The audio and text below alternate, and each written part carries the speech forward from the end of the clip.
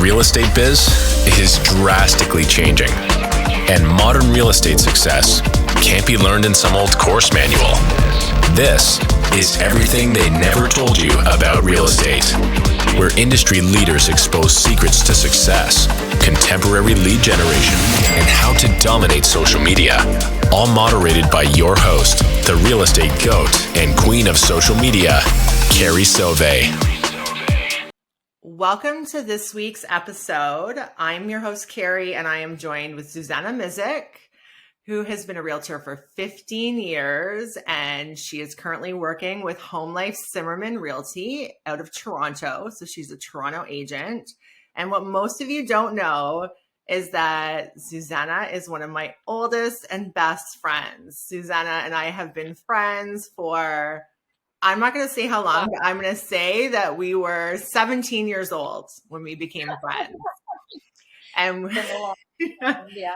I know, right? I wanted to have Zuzana on today because, first of all, she has extensive experience in real estate. Obviously, she's had her license for quite a long time, just like myself. She does a lot of different types of real estate, but she also does a lot of luxury. So I wanted to talk to her a little bit about the luxury market and just kind of get a feel of what's going on in Toronto. So thank you so much, Zoo, for coming on. I'm really excited to have you finally. Finally.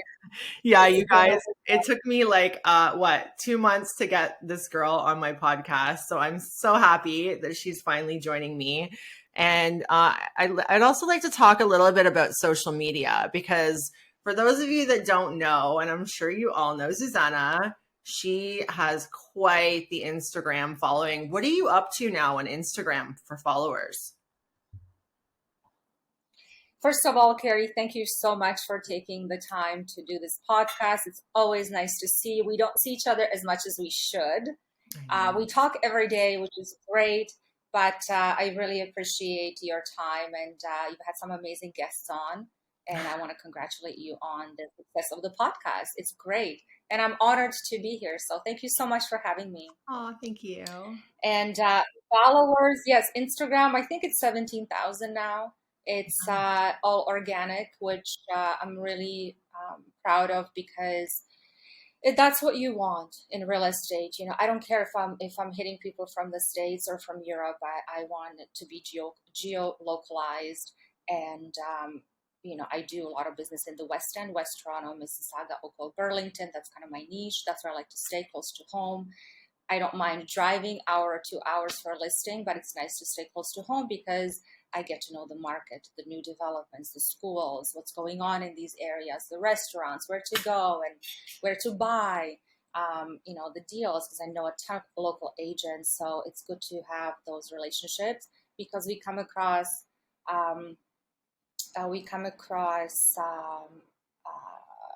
exclusive listings. Yes. And that way we can forward those to our clients, and they're happy because they have a product that no one sees, right? So they can just jump on it, and they're the first to know. Yeah. So it's so it's good to have the social media in our business, and I think buying followers is a mistake. It doesn't really do anything for you.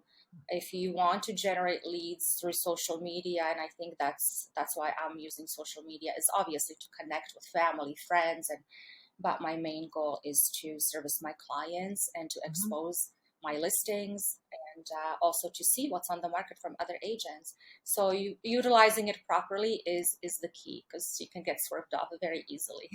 I know it can be really distracting. I also find that it's really important to be careful of what kind of content and who you're following as well. So I try to I have the fun accounts that I follow, like Broke Agent Media, because I love sharing the jokes and stuff like that. Yeah. But at the same time, I want to follow what I'm interested in, and like more like growth counts. And I know you feel the same way. So Zuzana is actually, she has a very unique brand and what I feel like is a unique personality for a realtor. In this business, you hunt, you kill, you eat what you hunt and kill. And this is, the environment and the atmosphere is very hustle mode and very aggressive. And Zuzana is one of the only agents that I know that is very successful, but also has a very calming spirit, a very nurturing spirit. Very, what comes to me is supposed to come to me very spiritual, and it's very rare to have such a calm personality when you're doing a deal. So I have been like this. Let's just get that straight. I know we were terrorists.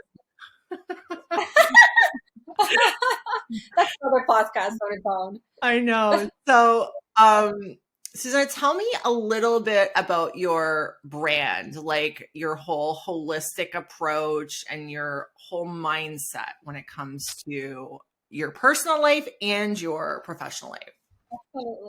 Absolutely. Thank you for the introduction. So this didn't come overnight. I worked on myself over the past 10 years, really, really dove into self-development. And like you said, I've been in the business for 15 years. The first 5 years, I was very lost. I didn't know who I was. I didn't really know what my niche was. Where was I going? And so it's really great to figure that out in the beginning. I think it's important to have a mentor, to join a team or a group, or take seminars, educate yourself, really find out who you are. You come to the world, you express yourself, and you're not going to get everyone. I'm not a fit for everybody.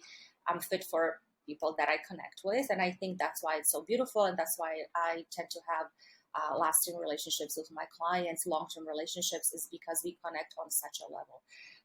So it's still a work in progress, but I came into myself basically just knowing who I am, what my strengths are, what my weaknesses are as well. I made a list. I wrote a lot. I don't own a TV. I watch what I want to watch.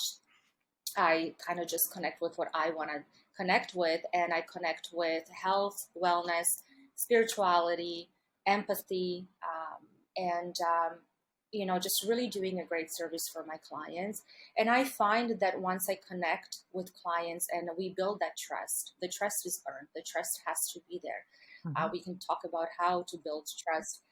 So that's working for me. I take the more consultative approach to dealing with my clients. I need to understand their needs, their wants. If there is a issue or a problem arises, how do we handle it? So I'm more of a problem solver when it comes to any kind of issues, and something always comes up as little as, I want to buy a house, but I don't know where. Okay, so let's break it down. What do you want? Which area, schools? And you really need to know your client's needs. And basically with the spirituality is that I find the wellness, eating healthy, being structured, clear mind, having systems in place for real estate and in personal life as well is really important.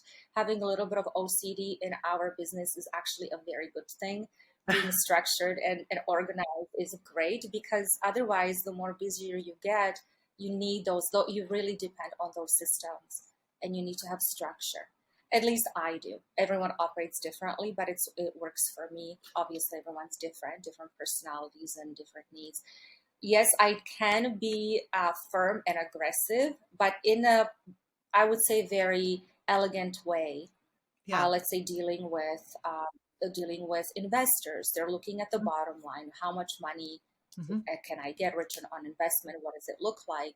They don't really buy emotionally, like resale residential is mostly, majority is emotional buy. You buy with your eyes. It's the feeling. You go after the feeling. And if you look at everything in life, it's all about the feeling, right? Yeah. I talk to people, even my family, even you. How are you feeling today? Oh, I'm feeling amazing. And if you really dissect yourself and look at the way you feel, look at your life that day, look at your day and say, okay, I'm feeling great. How is my day looking today? So it's really trial and error for me. It was dissecting myself and experimenting with myself and seeing, being aware of what's around me and what do I attract? How is my day? I mean, you can't, control everything, but you can control how you react to things. You can control how you sleep. Me personally, I need 6-7 hours to operate properly. Yeah. I gave up alcohol almost a year ago and I didn't have a problem with it. But even one drink, I'm like, I'm not functioning properly. So let's eliminate that and then see how I feel. So the way you feel translates to your clients. They watch you, they see you, they trust you, they believe what you tell them. The knowledge that you have, they're depending on you. So you have to come out at the Carrie, I have to stop you. It's really echoing on my end. Really? No, it's going to be fine. Don't worry. It'll be fine. Oh, okay. Yeah. Oh, okay. Oh, yeah, it stopped. So can we resume? Yeah, go ahead. Go ahead. Don't. What was I saying? I have a question So for you. Yes. Okay. So you're, like I said, you're one of the most calm and just holistic realtors that I know. What do you do? How do you deal with managing your anger and your emotions when things don't go as planned? Because I think that that's a very universal struggle for realtors, and it's one of the most important aspects of our business because we're so busy managing our clients' emotions that we need to be in control of ours. So what do you do? That's a great question. And you're right. Every client has a different personality. They come from a different place. Their expectations are different and their perception is different. I'm not always this calm, but I've learned, again, going back to self-development and meditation. So I meditate every single day. I made it a point because the days that I don't, I feel a little bit off. It's not that I feel a lot off, but I feel a little bit off. So my meditation can be anywhere from 3 minutes to 20 minutes. Depends on my day, my schedule, but that's why I like to get up early to get that in. Me time is so important. Me time is so important. Like you said, we're with clients all the time, on the phone, running around, showing homes, talking to other agents, doing offers. We're always on the go, which is great. I love that because I love being productive. I don't call it busy. I just call it productive. I find that's a little bit of a softer word. And the meditation helps. Absolutely. The really just putting yourself in your client's shoes. And I'll give you an example. I dealt with some very difficult sellers. And looking at myself from 10 years ago, I probably would have handled it in a bad way, meaning I would have just said, you know what, we're not a good fit. Bye. I can't do this. Yeah. Moving forward to today, because that empathy comes into play, and I think empathy in any kind of sales career is so important. You have to put yourself in the buyer's, seller's, your client's shoes. Why is this happening? Hey, listen, I don't know what's going on behind closed doors. If they're freaking out or they're not happy with something, they're probably dealing with some stuff behind closed doors in their private life, or their expectations are a little bit off, right? So again, it's our duty and it's our responsibility to guide our clients, to give them options and not to fluff up the truth. I don't believe in that. I believe being transparent is key, telling them exactly what's going on, but in a nice way and not blaming them. They project, we project sometimes as well, right? So I learned to really listen to people, not just to hear them, but really understand what they're saying. And again, coming to that, what I said earlier is the problem solver. Well, what's the issue? Okay, so you're not happy with this. Let's see what we can do. What are our options? How do we come to a mutual conclusion, mutual solution and understanding? So to keep calm is working out for me is key as well. Releasing that old energy, moving your body, rejuvenating your cells, I don't like the alcohol, even just one drink, I just feel off the next day. So I Yeah. cut that out. Eating healthy, what you put into your body, it comes out, right? So taking care of your brain, taking care of your sleep, getting enough sunlight, enough water, which I'm guilty of not drinking, but there's always room for improvement. So I'm still learning a lot, and I'm still kind of experimenting on myself, how I can feel even better and better each day. What do I need to do to level up? Right. Yeah. So as when you level up, I find your life levels up, your business levels up, your relationships level up. So it starts with you. It Yeah. really starts with you. And those are the things some people can do. They can go out and skydive, or they can do crazy things, and that's their form of meditation. Or reading a book is calming as well. Learning how to control your mind Yeah. and control your mind, control your emotions. It's not always easy. Don't get me wrong. Yeah. It's not. And I And feel learning like about human behavior. I feel like that's how we've remained friends for so long and so close, is because we both have a mentality where we just want to continue to grow. Like I don't like being stagnant. When I achieve a goal, I want to see what else I can do. When I feel like, just how you said, when I feel good, I want to see how I could feel better. And I feel like we're very aligned that way. And that's probably why we're such close friends, to be honest. Yeah. And that's the key, right? Um, yeah, it can be Absolutely. Yeah. tricky with working with sellers. Now, I know you said that in the past you would have just dropped a seller that you didn't want to work with. Here's what I say. I say that I still do that. But the only time that I do that is when the conflict is caused by a lack of trust. And I've been trying everything I can think of to gain that trust, but the trust isn't there. And I feel like that can be a deal breaker with getting any deal done. And it can be so detrimental to my energy to stay in a business relationship like that. And it happens to everybody. There's realtors that have been in this business for 30 years, and they come across a client that doesn't give them the full trust that they deserve. Trust in their guidance, really, not blind trust. We're not talking about blind trust here, but trust in their guidance. And we all find those clients, and we all have experiences with them. And I just want to point out that it's okay to sever a relationship like that. Of course, you want to try to do what you can to repair it, but it's okay to walk away from that. I completely 150% agree, because if you're obviously, like you said, find a solution, do everything you can, even just changing your words, because everyone understands words differently. If And I've had those situations where I don't want to say fired a client, but let them go, or suggest, listen, this is not, obviously we're butting heads, we're not aligned. Maybe you would feel better and do have that better experience with someone else. Here is a recommendation. I can recommend these people to you.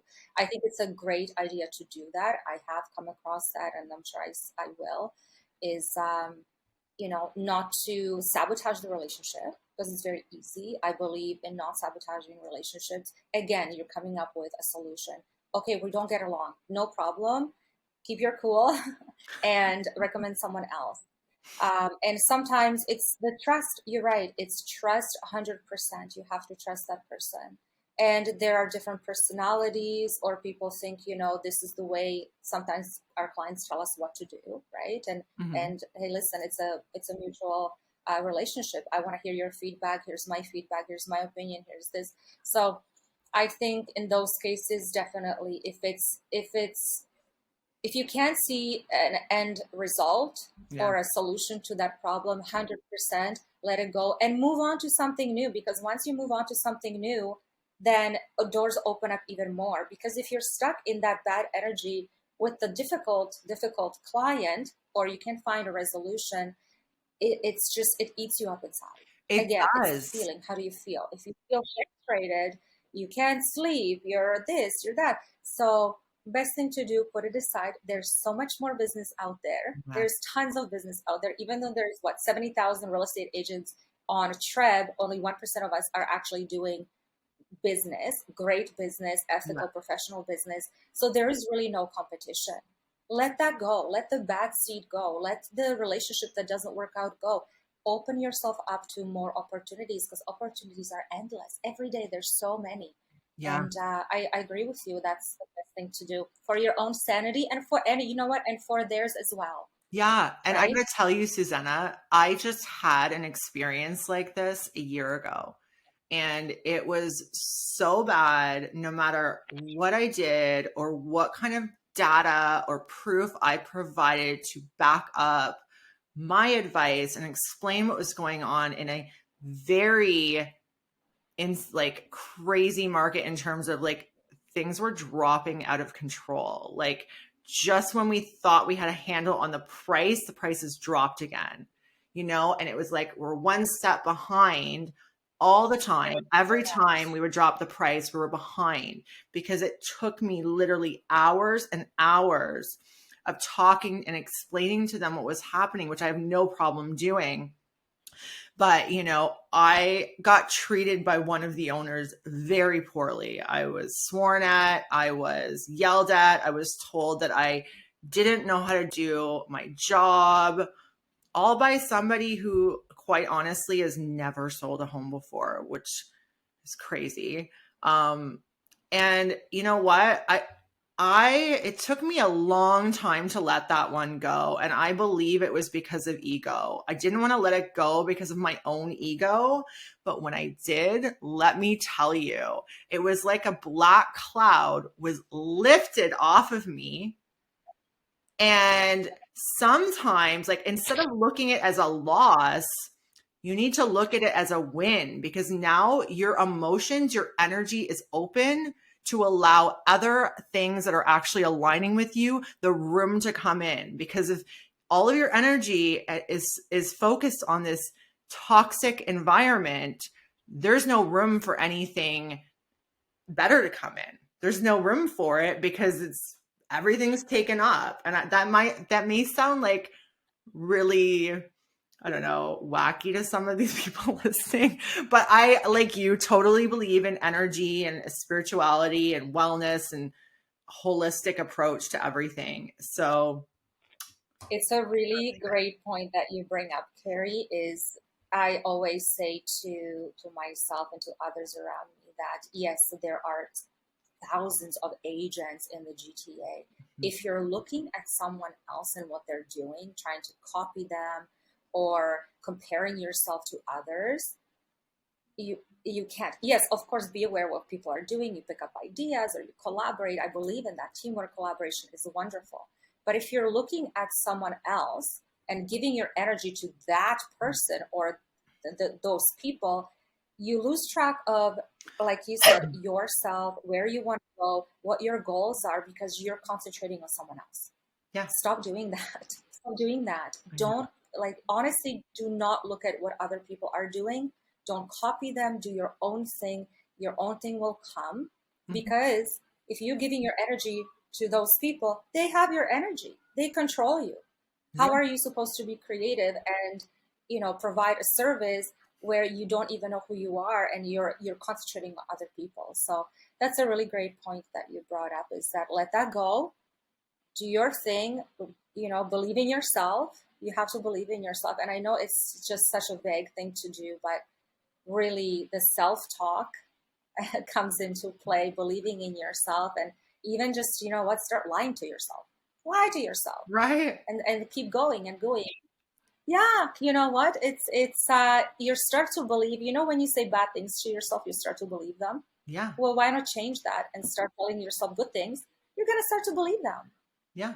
It's exactly the same thing. People that have negative self-talk, they become that. So change it. It's not easy and it's foolish. Look in the mirror and start talking to yourself how great you are. Eventually you're gonna start to believe it. And I know, again, this might sound like it's some crazy woman talking. What is she? But I'm telling you, it's, I know. It's true. It is. It's true. The self-confidence. And when I was younger, especially coming into the business, my first year, I made $18,000. $18,000. I was like, this business is terrible. This is horrible. So it comes to, and I wanted to give up, right? They say, I don't know what the statistics are, but the first 2 years, what is it, 80-90% of agents leave for that reason. I mean, it's not easy, right? And people that you've talked to, I look at your podcast, the other podcasts of real estate agents and clients colleagues, you know, everyone's like, it is not as glamorous as people make it look to be. And it can be, but you also have to, again, structure and create that life for yourself. Give up the things that weigh you down. Give up the clients that you don't align with.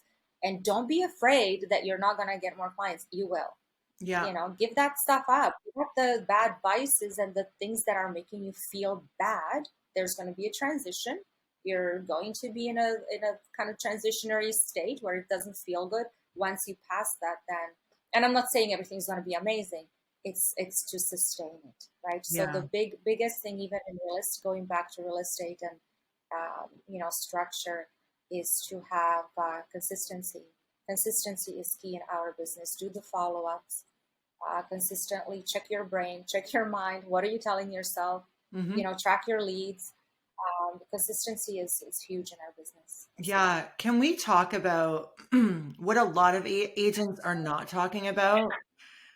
It's different for teams because teams are structured differently. And I feel like they don't see or experience a lot of this, but for solo agents, a lot of us don't talk about it, but you know, this business has its ups and downs. You know, 1 month you can make enough money that most people make an entire year, and then you could do nothing for a couple of months. Because you're a solo agent, and this is a 100% commission business and, you know, job, you are in charge of how much money you make. So it can be highly stressful. And I feel like agents don't talk about this openly enough. I've always been in charge of how much money I'm making, no matter what industry I have worked in my life. Real estate is the hardest because the payout is literally months and months and months away. So it's very stressful, and not all of us can be on every day of the year. And the business that we are prospecting and what we're working on today is going to feed us 6 months from now. So if I'm not feeling great and I want to take some time off as a solo agent, I could not have some sales 6 months down the road. And it's just very roller coaster for solo agents. And I just want, like, do you experience that? Because I feel like every solo agent experiences that, but nobody talks about it. And then everybody feels like they're so alone and I'm the worst agent. like you're not alone. This is my whole point to this. What do you think, Zuzana? Well, I've been there. I can relate. You're speaking the truth. I definitely connect with that. Again, it's the systems that you put in. What do you do every single day, right? So let's say 9 to 5 job, you know, you're going into the office, you're doing X amount of work, you leave at this time. These are the things that need to be done. So I have just in my office, I have everything lined up, and I wasn't like this. And that's why I didn't have consistent business. That's why I didn't have consistent pipeline, is because I was not consistent with the things that I need to do. Also, you have to pivot, right? Let's say COVID happened 2 weeks. The first 2 weeks of COVID, we're like, oh my God, what are we going to do? We're done. Yeah. We can't show homes. So in situations, look at what's going on with the economy, how people are responding, feedback, how many sales, and really you have to know the market, you know, door knock and all the things that we stop doing because either we're too busy or we're lazy or we think it doesn't work. Again, mindset, it's what you tell yourself, right? So the biggest thing is always have something. I know sometimes we don't feel like doing anything and we're like, when is our next paycheck coming in? But the consistency, it creates, again, energy. It creates momentum.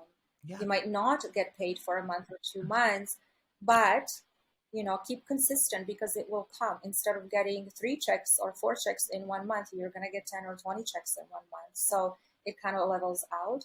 And it's unpredictable and could be frustrating, but you need to find a system. You need to find a system that works, and do daily activities that contribute to having a consistency in your business, consistent payouts.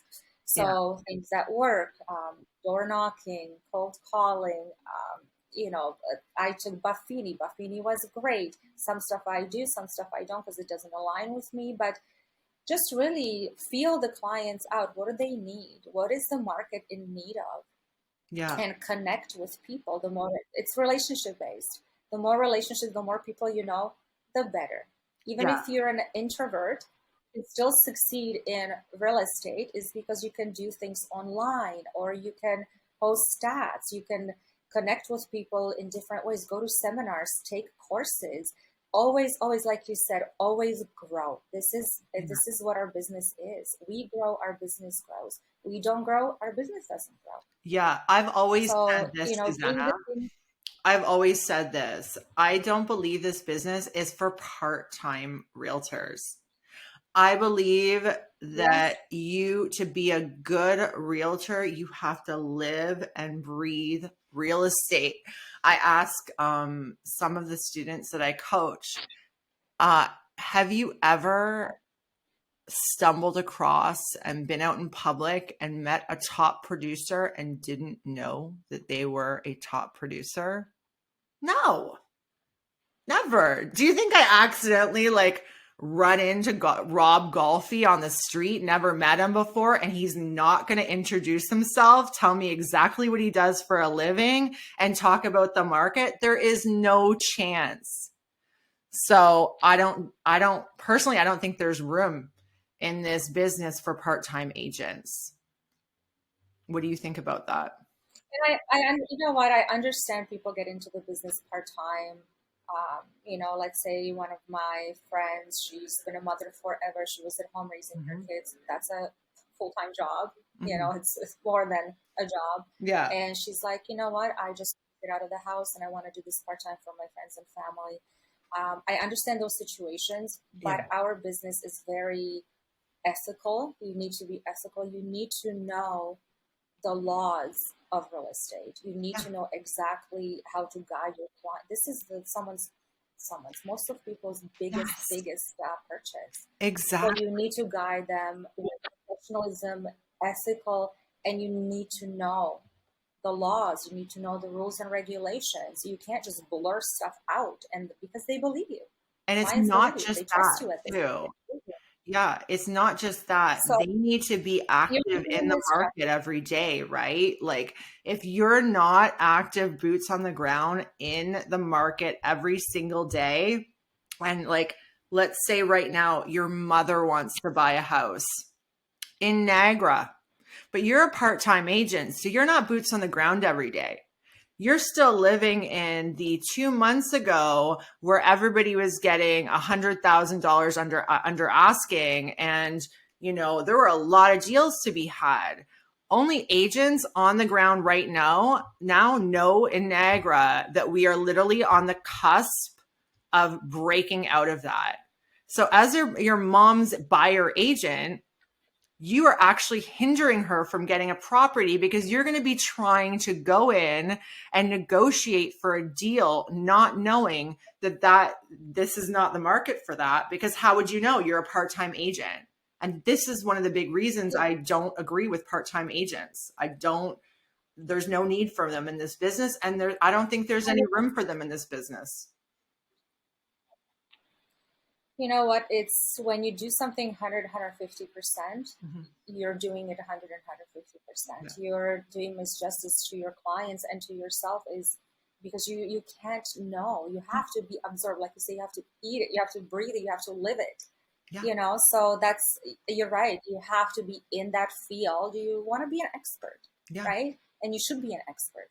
And people can feel that. It's not long lasting. I think being part-time is you can do 1 or 2 deals maybe for family, but it's not going to skyrocket your business because people can tell. Nobody wants to work with someone that's mediocre, that doesn't know their stuff. Yeah. So yeah, 100% is when you're in it, you're breathing it. And again, like you said, you know exactly what's going on. You can even predict things that are going to happen. Again, having that knowledge to guide your clients accordingly is huge. It's everything. Yeah. Or even listing your parents' home. And you know, you're on the cusp of a changing market, but as a part-time agent, you don't know that. And you take the first offer under asking, whereas if you would have waited 3 days, you would have gone into multiples. Now you've cost your family tens of thousands of dollars. So, okay, leaving money on the table. let's shift the conversation a little bit to luxury, because every time I, you know, talk to agents, everyone wants to know, how do I shift from the market I'm in to a luxury market? How do I get the luxury business? I have my own theory on that, but Zuzana, you do a lot of luxury listings and purchases, so I'd like to get your take. So we've had an abnormal market in the past few years, and I think people are looking forward to some normalcy. I think we've hit that now that the Bank of Canada has held the interest rate at 4.5%, which is great. And I think that's what we will be, we're predicting that it's going to stay like that for the remainder of the year, which is great news. So going to luxury is, it's a transition. It's a transition. And I find that, again, you have to level up, right? Because it's different type of buyer. Yeah. You're dealing with different numbers. You're dealing with different products, different materials. So I think educating yourself first, it's like a foundation. You need to have a foundation. You want to build a house, it has to stand on something. You got to stand on something to go up. So the education is key. Go to events, go to seminars, educate yourself about new materials. What is actually a luxury material? What does it look like? What does it feel like? What's used in these homes? Go to open houses, do open houses for agents that have luxury listings, so you can get the conversation started with the people coming in. It's all about just expanding, right? Expanding who you are, expanding your knowledge. And once you get there, slowly you're going to start attracting again. I think that's where it kind of starts. So how do you get to that level is by feeling good, you know, dress up. It doesn't mean you have to buy expensive clothes and buy expensive cars and, you know, hang out in 5-star restaurants. You don't. But again, try to look nice if you can, feel good, go to places where you will bump into people that are in that segment. Right? So go to events, talk about real estate, ask questions, but you need to know exactly what you're talking about. You need to know, you gotta know your stuff. You gotta know the numbers, the stats, you know, locations, what schools, where are the private schools, what type of home is sitting in this part of West Toronto or Mississauga or Oakville, and you know, what are the builders building, what are the trends. I think it's just knowledge. It's beginning to, if you're starting to tap into it or you want to tap into it, is be aware, watch YouTube videos. There's so many beautiful home tours. You can learn exactly how to talk to people, the things that you say, the things that you ask, the questions that you ask. So it's knowledge. It's again, believing in yourself, having the confidence that you can do it. And how do you gain confidence is by leveling up, and is by, getting the knowledge of the market and the product. Yeah. And then I would think after they have the knowledge and they're comfortable, I would advise them to do their prospecting geared toward luxury, right? Like if you want to do luxury listings, why are you door knocking in a $500,000 area, right? So that's a big part of it. I had a conversation with a luxury agent from San Francisco. And I asked him the difference, you know, like do we have to level up our marketing? And he said something really interesting. He said, I do lower, because he has a huge team. He said, I also do a lot of lower end inventory. And the secret is that your level of service should be luxury across the board, no matter what the price point is. And that really resonated with me. I love that advice, and I've applied it to my own business. Amazing. I love that. Yeah. So true. 100%. Don't be afraid to spend money. Yes. Don't be afraid to spend money in your business, because it comes back. Don't cheap out.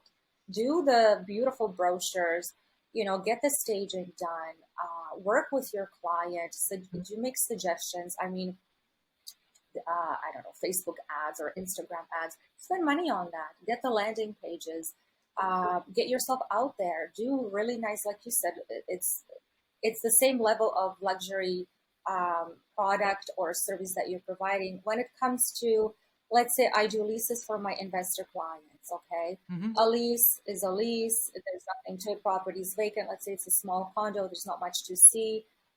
And even my clients say, just use your phone. It's fine. I'm like, no, I can't.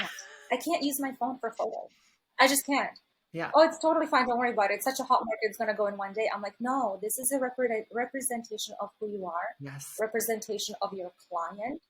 And also, again, speaking what we were saying is that the same level of service. Yeah.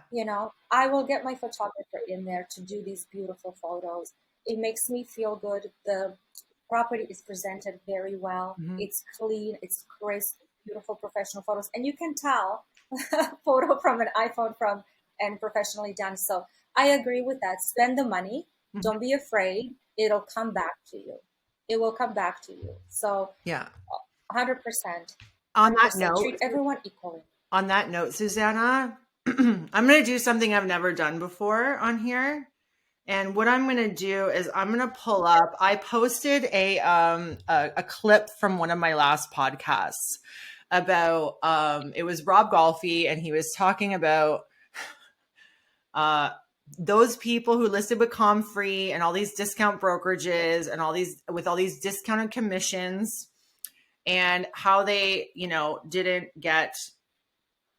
they left money on the table. That's the whole theme of that video. And on TikTok, I posted it, and I got a lot of fucking comments. So I want to go through here with you, and I'm going to read you some comments. Okay. And we're going to respond together to them. Okay. Okay. Good. I'm excited. This will be good. Let me. I saw that podcast with Rob. It was great. Yeah. Okay, so let's start here. I posted, stop trying to negotiate your realtor's commission and worry about choosing an agent who can get you the most money for your house. Stop leaving tens of thousands of dollars on the table. What level of service does your realtor provide? You get what you paid for. That's why I just decided on a whim to do this, because we were just talking about proper agents with great brands who are fantastic at their job, put a lot of money into our listings. And I get first response. Here it is. 3% on a $700,000 home or higher is enough. And I said, not if you want top quality service. And he said, no disrespect, but you list, show, hold an open house, and handle documents between two parties. The notary, bank, and home inspector do the rest. Wow. How would you respond to that?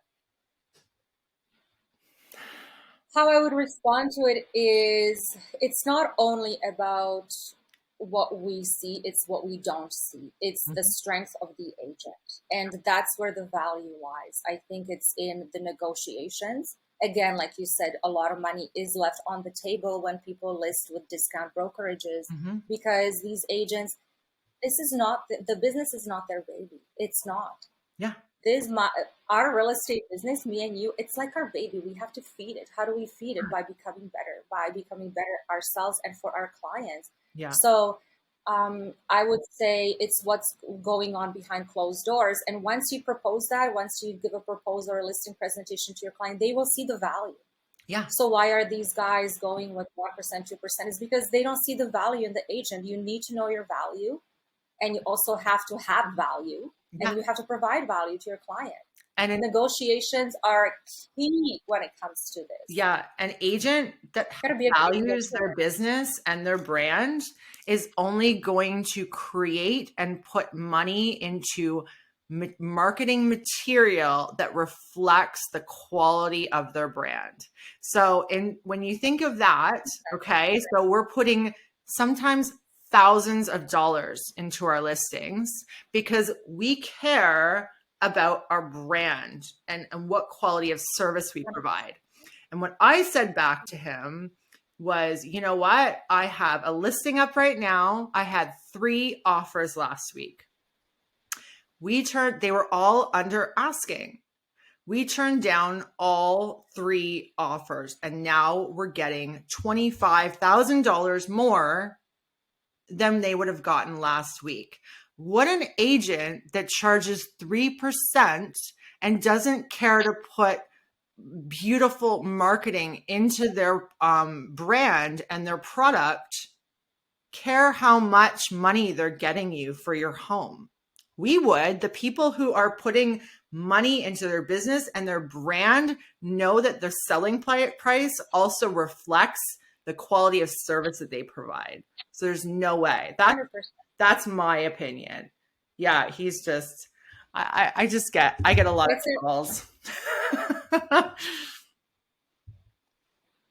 Yeah. You know what? It's true. And it's, again, it's a reflection of what you believe and how you, again, see the property. Because if you're a part-time agent or a one discount agent, you really don't care. I think those guys are just all about the money. Let me get my commission and move on. There's no relationship built. Yeah. There is no, like you said, caring for the property, for the tenant, and really their image is not important to them, right? So it's a whole bunch of things. I could go on and on about this, but it's really having standards and respect for yourself, for your clients, for the property and your reputation, and again for valuing yourself and your business. Yeah. That's all comes to that. It's how you express yourself, how you show yourself to others. It's important. Image is important. Okay, how about this comment? Ready for this one? The houses all sell themselves. You do not need a realtor if you have a beautiful newer house, period. Paperwork is easy. Give it to a lawyer, done. Oh boy. I'm totally speechless about that. Yeah. I know. Yeah. I think, you know what? There's so many things that we do. A great agent is coming up with new ideas, creativity, justifying the price, knowing your product. And this is why we get more money for our sellers, is because we know the product, we believe in it, and we care about it, right? So no, it doesn't sell itself. I wish, but I don't wish actually, because it's fun. Our business is fun. So it's not that easy. It really isn't. So you have to know the personalities of the buyers and the sellers. People come in under ask. Again, like you said, what do I do in this situation? How do I handle it?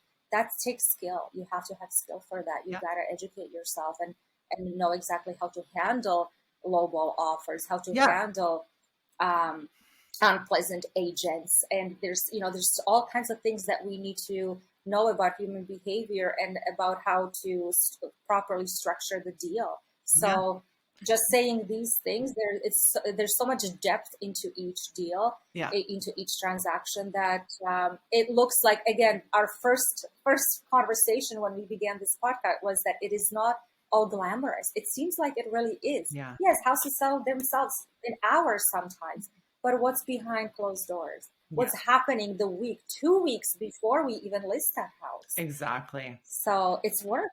Exactly. Right? We don't just, house in an hour, we get the commission, yay, party time. No. What did we do before? what happened? What type of conversations did we have? How do we come up with the price that is actually going to sell the house in that short period of time? It's pricing, it's strategies. Yeah. And you can't just So, respond to an offer by saying, no, I want more money.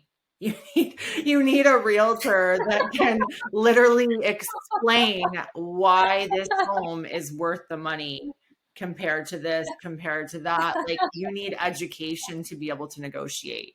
Like, that just doesn't fly, you absolutely. know? No, I just want, no, I want more money. This is my counter because that's what I want. Yeah. Yeah. Oh my God. Yeah. So You know what? Those comments are funny, and people that express comments like that Mhm. really need to. They haven't worked with a professional. I think that's why they have no idea. Yeah. Just like, let's say someone talks to me about, I don't know, IT or programming. I have no clue, right? Yeah. So I can say it looks pretty easy. What's there to it?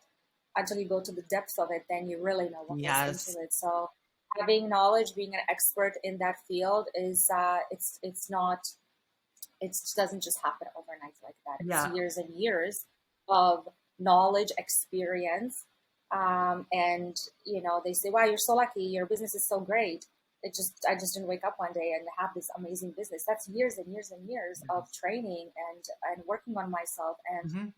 trying to figure out what works, what doesn't, and finding your niche and becoming better and better. Yeah. So education is key. Seminars, events, talking to other agents, just educating yourself and knowing what works. Human behavior negotiations are really just human behavior. It's not manipulating someone, it's really understanding what the other person wants and expressing the needs of the other party. Yeah. So it's a very elegant subject. I think it's a nice um, game that we play when it's done right, Mhm. and that's how we see results. Yeah. Now, let's end off this podcast by you telling me what is happening in your market area right now. Like, what are you seeing? Because you're one of my best friends. You are my best friend. I talk to you every day, so I know how busy you are. I know that you're on the ground, running around, doing showings, listing homes. So what's happening in your area? So what areas exactly and what's going on? What are you seeing? So I specialize in the west of Toronto in Etobicoke, Mississauga, Oakville, all the way to Burlington. Through COVID, some of my clients have spread out from my area. So obviously I go where they go. What's happening in the GTA, in the Greater Toronto market, is that multiple offers are back. It's crazy. It's just like this. It's switched in like a week. So we're seeing properties, detached homes, anything under, I would say 1.7, 1.8, we are seeing multiple offers. Anything under 1.5, we're seeing like 20, 30 offers on one property. It's unbelievable. Because of the interest rates, the Bank of Canada held interest rates, so more buyers are coming to the market. Yeah. There's a little bit more stability in the market now as well. We are still in low inventory, but we are seeing more product come to market. So if you are a buyer, you like something, jump on it, do your due diligence, get pre-approved, do the pre-inspections if you can.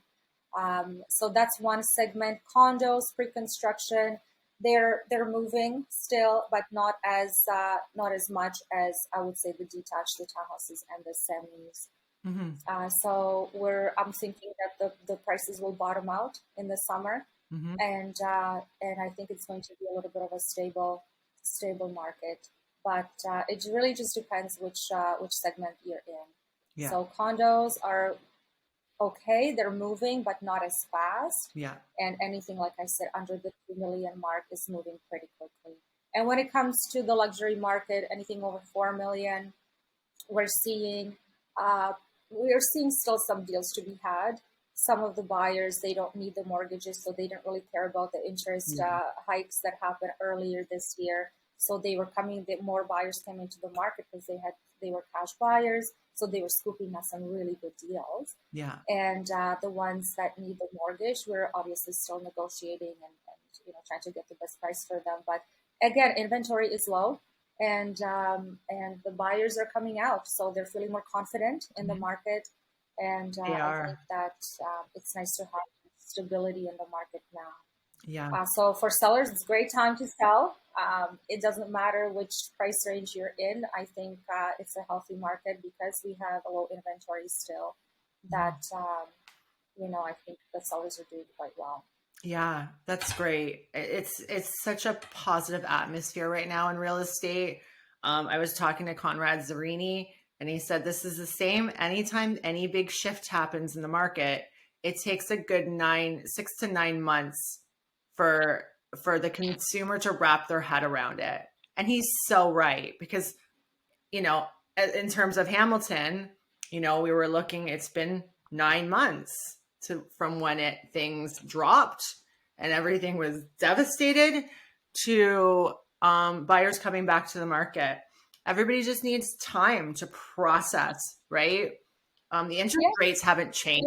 They haven't gone up, but they haven't changed. They're still the same, if not higher than when things were bad, right? So, yeah, people just need time to process and get used to the current atmosphere, which is great. Absolutely. And everybody's there. People are back, Yeah,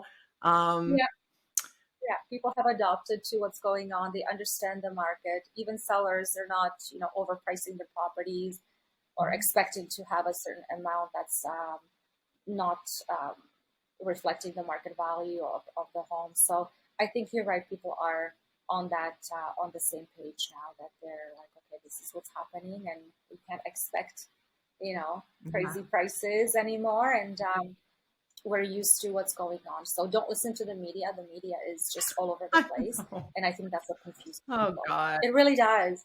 Again, going back to having an expert and a realtor that knows their stuff is listen to your realtor. Yeah. Listen to the local realtor. If you're buying in Hamilton, I don't know the Hamilton market, so I refer my clients to you because you're the expert in Hamilton and the Niagara region. I don't know Same what's for going on. Toronto. Yeah, but I'm not an expert. Yeah, same for Toronto, because I couldn't even imagine living there. Not living there, not working there. I don't know how you do it, honestly. Toronto market literally freaks me out, and the condo market too in Toronto. Why? I don't know.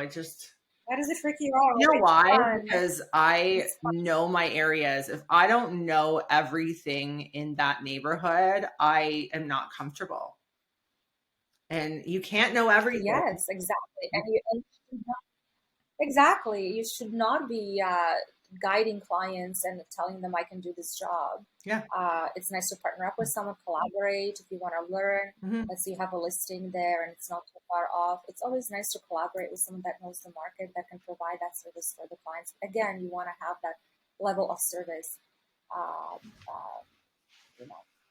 Okay, so top notch, right? So what's your goal for the end of the year? I'm making you say it out loud on this podcast so that you can manifest this shit. Tell me where you want to be the end of the year. What's your goal? My goal in real estate for sales, or end of the year. Where do you want to be? So I have some things that I'm working on right now. Again, it's taking some time, and I really have to do my research on a demographic study. I love custom homes. I love the process of finding land for my clients and going through the process with them, going to the city for permits and scoping up a builder if it's a builder client, and just working together with them on the product. So that's where I'm headed. I have a development coming up, which I'm really happy about. I can't talk about it just yet, and that's where my focus is. So I just want to see a piece of land, beautiful piece of land. All of a sudden, you have this magic pop up, and you're providing housing for people and creating a community.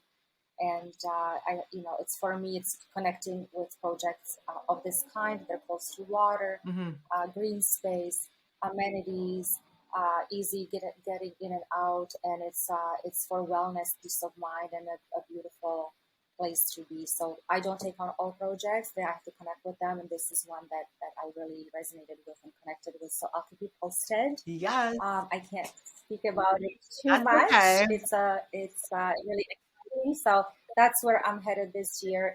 It's a big development, and hopefully, once I know more information or I can talk about it, then we can chat some more. So I would love to share some ideas with you and with your audience as well. Awesome, Zuzana. People that are looking for. Yeah, I love having you on. I hate that it took me 2 months to get you on here, but now that you've come on, I'm expecting you to join me more often. And obviously, you're like my sister. There's nobody I would rather talk to on this podcast. And thank you so much for coming on. Thank you for having me. It was really nice to chat. It's always nice to catch up and dive. We didn't really dive deep into it, but let's save that for the next one. So I'm really excited about coming on again and chatting with you. And I love your guests. I follow your podcast. I listen to them, and they're so informative. I learn a lot. You have some great people on, so it's been a pleasure, and I'm honored to chat with you. Thank you so much, Carrie. All the very best. Thanks for listening to Everything They Never Told You About Real Estate. Be sure to subscribe so you never miss an episode. To connect with Carrie or for more information about her coaching program, check out carriesoave.ca or at Carrie Soave and Associates on Instagram and TikTok. Thanks again for tuning in, and we'll see you next time.